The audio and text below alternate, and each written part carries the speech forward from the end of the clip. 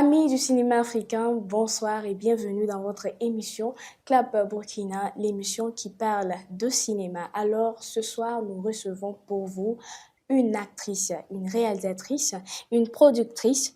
Elle fait partie de ces femmes qui contribuent à faire rayonner le cinéma africain. Vous l'avez certainement découverte dans plusieurs films et séries, à savoir Sophia et le film Un fantôme dans la ville. Alors ce soir, nous recevons pour vous Halima Ouedraogo, dit Sophia.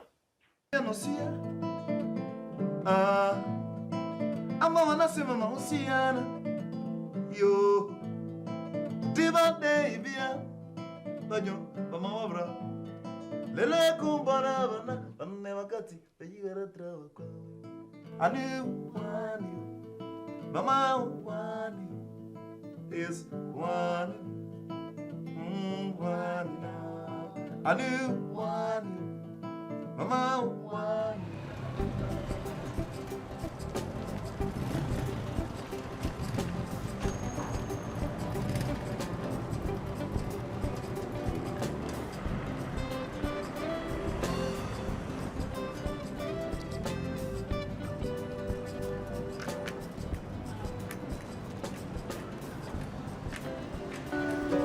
Je cherche du travail.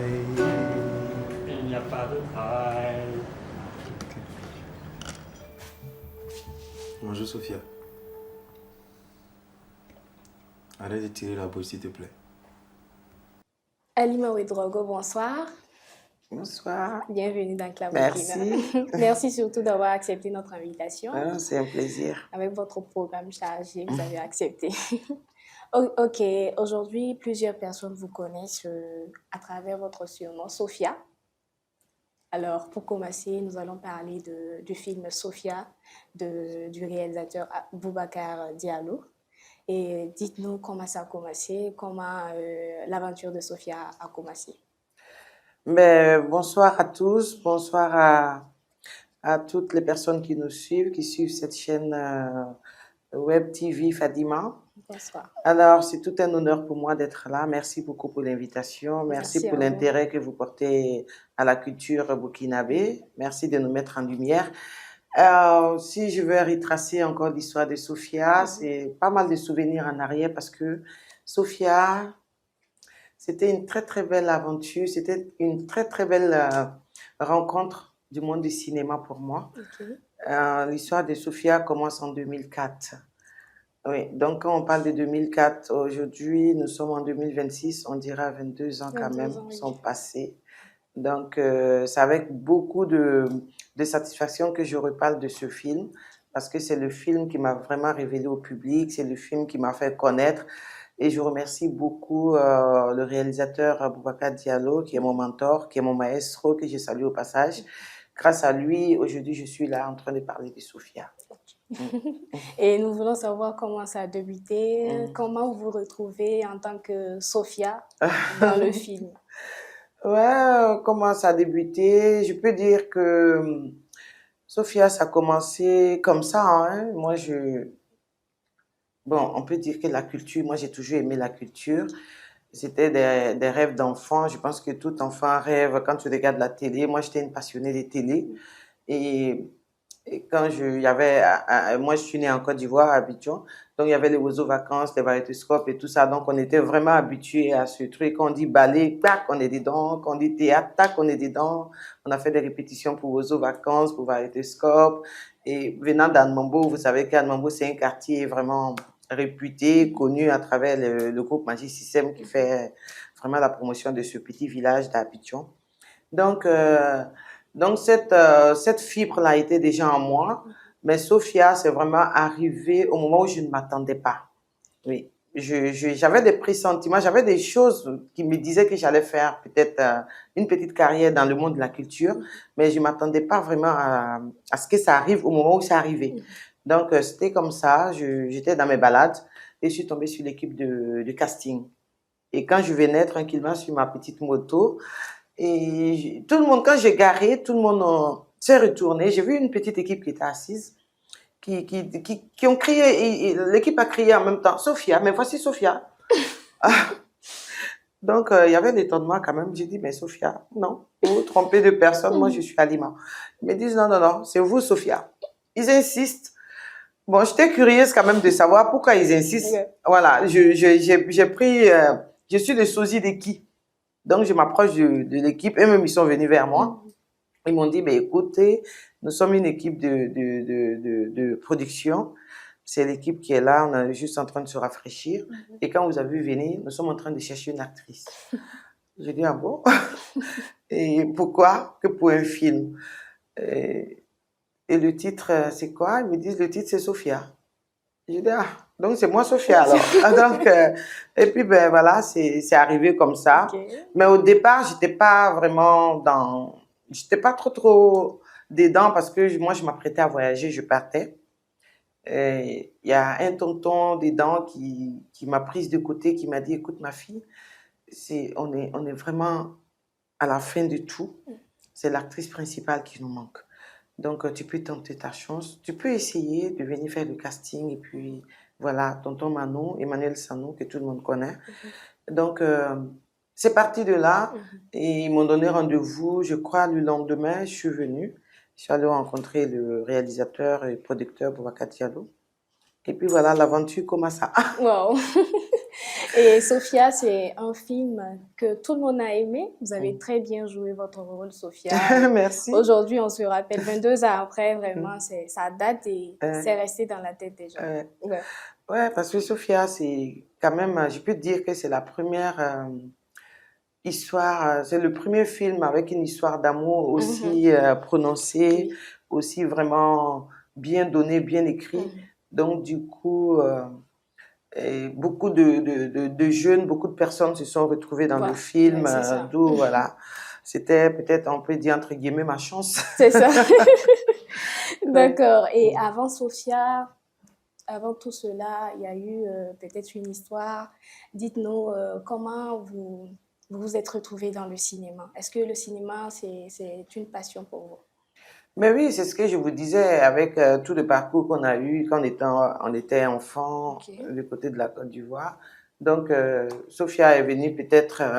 c'était écrit, oui, c'était écrit à quelque part. Donc, depuis enfant, vous aimiez le cinéma. D'accord. Et après Sophia, il y a eu des grandes productions. Il y a eu Un fantôme dans la ville. Il y a eu Code Phoenix. Il y a eu plein de productions. Oui, il y a eu beaucoup de productions. Il y a eu des longs métrages. Il y a eu des séries. Donc, je peux dire que en gros, je totalise 20 films dans lesquels, ou peut-être au-delà, je n'ai pas encore j'ai pas les chiffres. Mais je peux dire minimum 20. Wow. Et parmi ces 20-là, dites-nous, quelle production vous a-t-elle plu? Si je veux aller dans ce qui m'a le plus plu, je peux encore répartir vers Sophia, hein, parce que c'est ça qui m'a révélé. C'est grâce à ce rôle que j'ai pu peut-être avoir d'autres rôles dans d'autres productions, dans d'autres films. Donc, je peux dire que c'est Sophia est l'épicentre de tout ce que vous avez vu de moi dans les différents films. D'accord. Et nous allons parler du film Un fantôme dans la vie. Vous allez nous raconter comment ça se passe, comment vous vous retrouvez encore dans ce film-là en tant que Samiratou. Un fantôme dans la ville, on l'a tourné entre 2007 et 2008. Mais je pense que Fantôme dans la ville, vous avez vu que c'est un film avec beaucoup d'effets spéciaux. Tout à fait. Donc, on a tourné pas mal de scènes en fond vert. On a tourné dans des décors normaux, mais beaucoup en fond vert parce qu'il y avait beaucoup d'effets spéciaux à réaliser dans le film. Et je peux vous rassurer que j'ai fait la même découverte lors de la première projection du film en salle. Ouais. On était tous émerveillés vu la qualité du travail qui a été abattu pour ce film. D'accord. Si vous le permettez, nous allons suivre un extrait avant de continuer. Ok. Samira. Oh, Samira. Hé, Samira n'est pas ici. Samira. Toi, tu es dangereux. Tu viens? Je t'avais dit, tu vois. Tu vois, Koudou croyait que tu étais morte. Toi, Samira. Elle a disparu. Ah, c'est pas vrai. Samira. Oh. Samira. Ouais. C'est pas vrai. Samira tout. Ouais. Samira tout. Samira tout. Samira.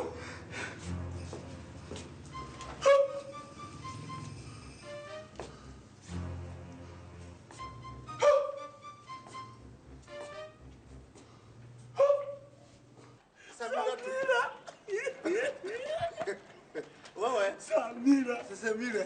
Samira. C'est Samira. Samira tout.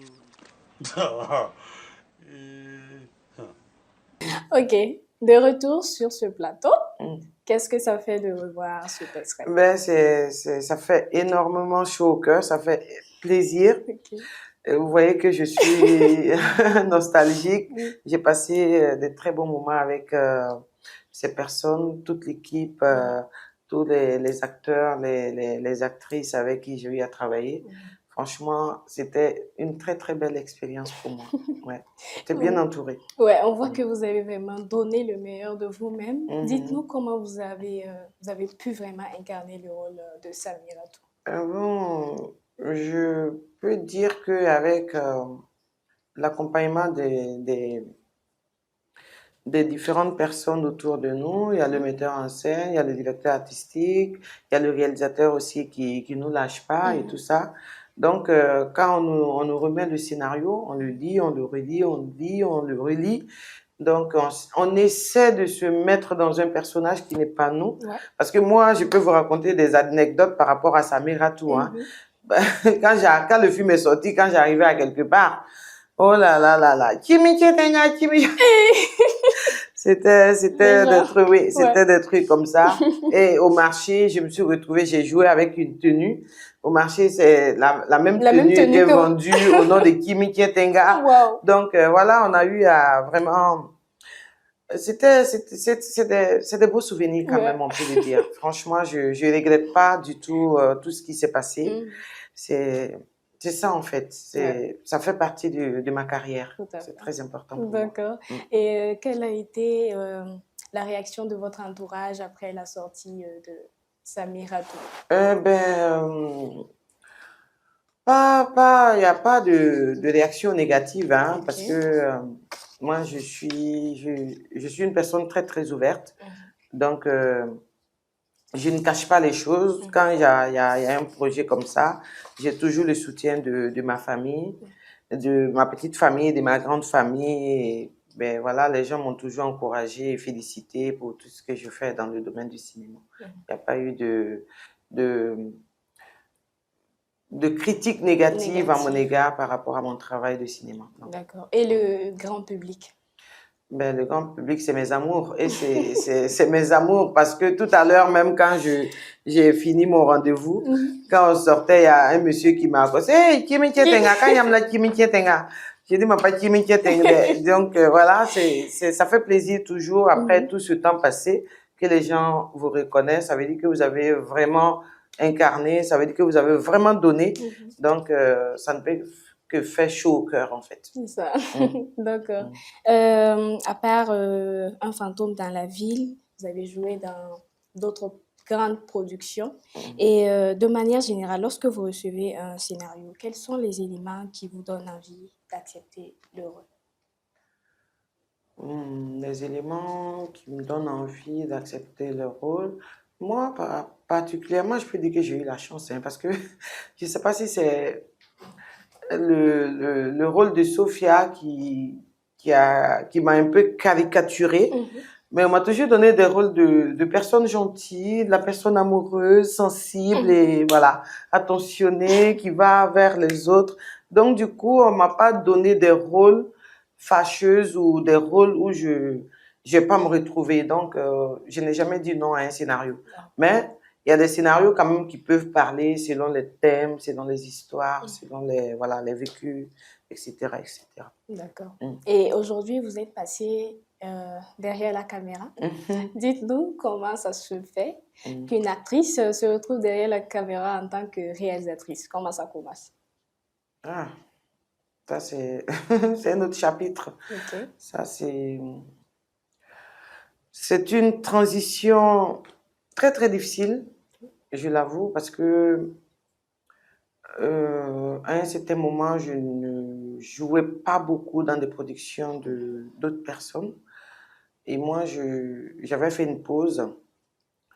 Et quand j'ai voulu revenir, je me suis dit, bon, pourquoi ne pas essayer l'autre côté, vu que j'ai un peu de l'expérience. Moi, je suis autodidacte, hein, j'ai appris sur le tas, parce que tu peux pas être là tout le temps derrière les caméras, Oui. derrière pas mal d'équipes qui travaillent et tout ça, et puis ne pas quand même savoir. C'est comme si tu fais 20 ans dans un garage et puis tu peux même pas clouer, visser, je sais pas, un pneu ou bien un truc comme ça. Donc, c'est dans ce sens, mais avec l'aide des petites formations que j'ai eu à faire pour la réalisation.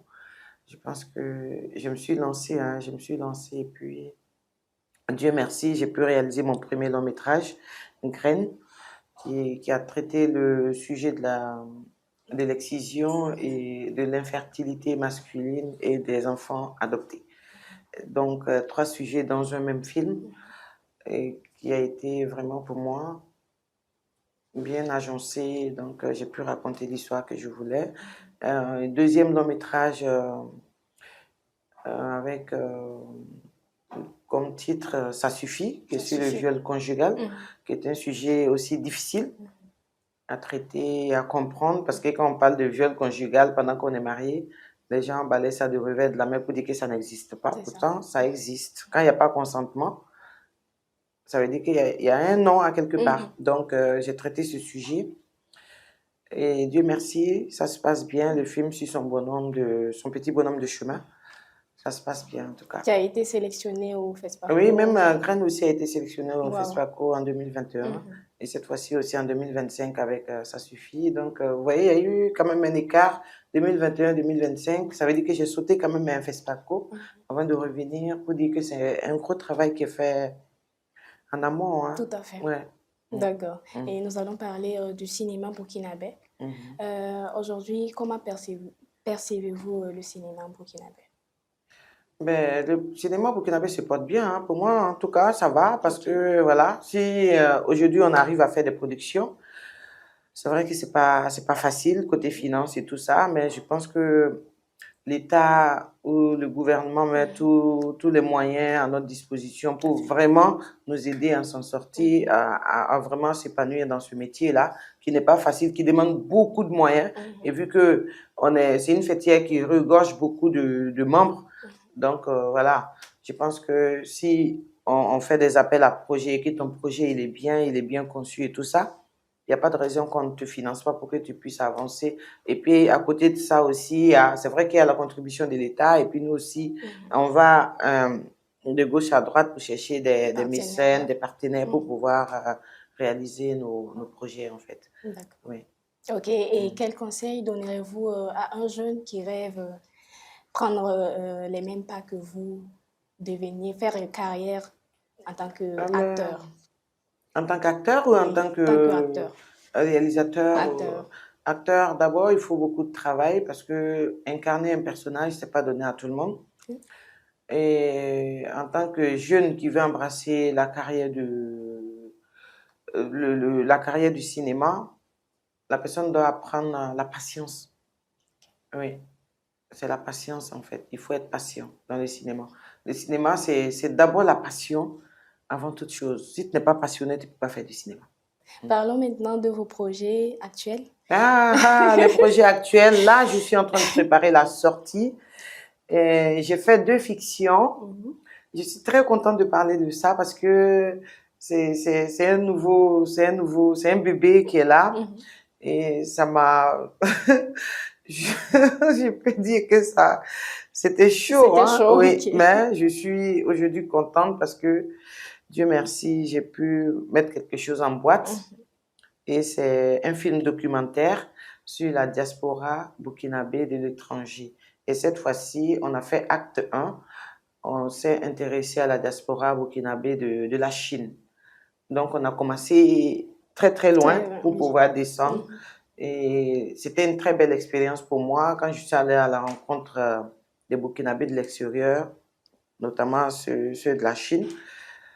J'ai été émerveillée de voir mes frères comme ça. Oui. J'étais aujourd'hui plus qu'hier. Moi, je suis très fière d'être burkinabé et je suis fière des Burkinabés, surtout quand ils sont à l'extérieur. Ils ont une autre démarche, ils ont une autre manière de fonctionner qui est différente de là. C'est des gens qui savent qu'ils ne sont pas dans leur pays et qui se comportent comme s'ils étaient dans leur pays sans enfreindre aucune loi. Et ça, j'ai respecté, j'ai salué, parce que c'est des gens vraiment internes, qu'ils ne se retrouvent pas dans des histoires bizarres. Donc, pour moi, c'est vraiment un honneur pour moi et eux aussi à leur honneur. Je leur rends hommage à toute la diaspora parce que ça ne va pas se limiter que pour la Chine, ça va aller au-delà de ça. Mais ça, c'est le tout nouveau bébé que je projette de faire passer le 24 mars 2026, Inch'Allah, pour la première sortie officielle. D'accord. Oui. Donc, je me lance dans les documentaires aussi. Et à part ce projet-là, avez-vous d'autres projets? Bon, vous savez, le cinéma, c'est du travail. Okay. Oui, c'est très facile de dire oui, j'ai des projets écrits déjà. Ça, par exemple, j'ai dit acte 1. J'ai écrit, j'ai encore 9 autres. Je suis juste à acte 9. Bon. Je suis à acte 1. Donc, on n'a pas encore fini avec ça. Tu vas pas aller encore te jeter. Mais n'empêche qu'il y a des scénarios qui dorment dans les tiroirs. Dès qu'il y a une opportunité, ben voilà, on s'accroche et puis on essaie d'aller proposer et puis voir ce qu'on peut proposer. Sinon, il y a pas mal de scénarios qui sont là. Et que pensez-vous du FESPACO? Le FESPACO, c'est la vitrine du cinéma mondial. Mondial. Ben oui, après Cannes, qui n'est pas beaucoup suivi ici, que beaucoup de gens ne connaissent pas, le FESPACO est connu même au-delà d'ici. Donc, moi, je peux dire que le FESPACO est une grande vitrine du cinéma dans le monde. D'accord. Et on est fiers d'avoir le FESPACO dans notre pays. Et une question que beaucoup de jeunes comédiens se posent aujourd'hui, est-ce que le cinéma burkinabé permet aujourd'hui de vivre pleinement de ce métier-là? Pourquoi vous posez cette question tout le temps sur le cinéma? Hein? Prenez juste le salaire minimum au Burkina Faso, c'est combien? Tu es obligé de tâtonner. Tu peux pas prendre ton salaire et puis vivre jusqu'à la fin du mois, 30 jours. C'est pas possible. C'est pas possible. Oui. Donc, le cinéma, c'est comme ça, hein, c'est des contrats, c'est des cachets. Donc, en fonction du rôle que tu veux jouer, en fonction de toi-même, de ce que tu représentes dans le cinéma, de ce que tu peux apporter, quelle est ton image, qu'est-ce que tu peux apporter dans le film. En fonction de ça, c'est des trucs qui se discutent après tout. Hein. Oui. Donc, moi, je peux pas juger les cachets, si ça nourrit ou ça nourrit pas, parce que je connais pas, franchement, je connais pas le cachet que les autres prennent.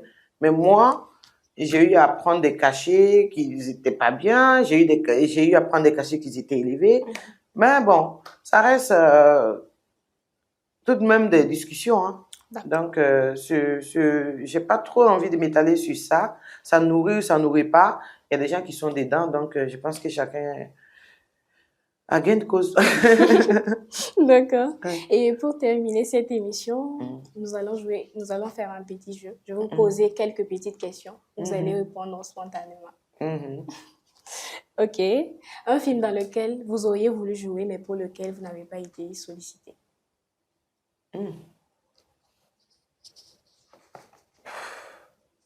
Non, je vois pas. Il n'y en a pas. Non, je vois pas. Un réalisateur avec qui vous rêvez de tourner?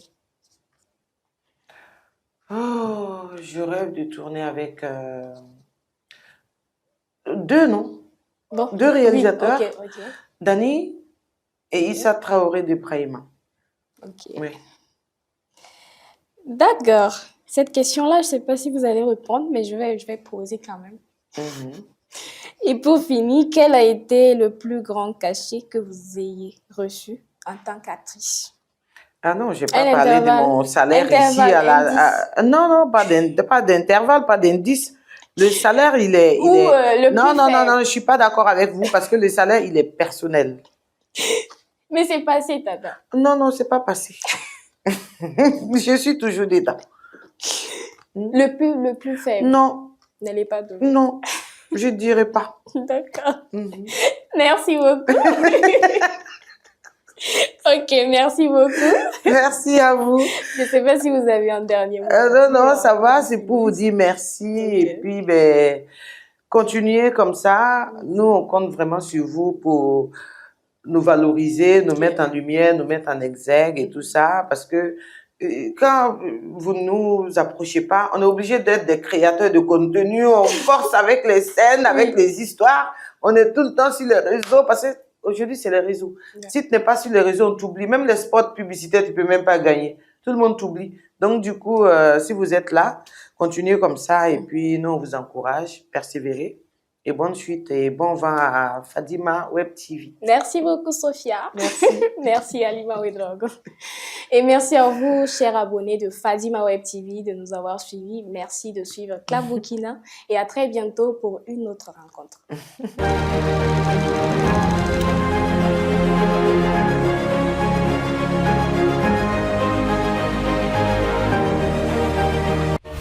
Fadima Web TV, les racines de l'actu.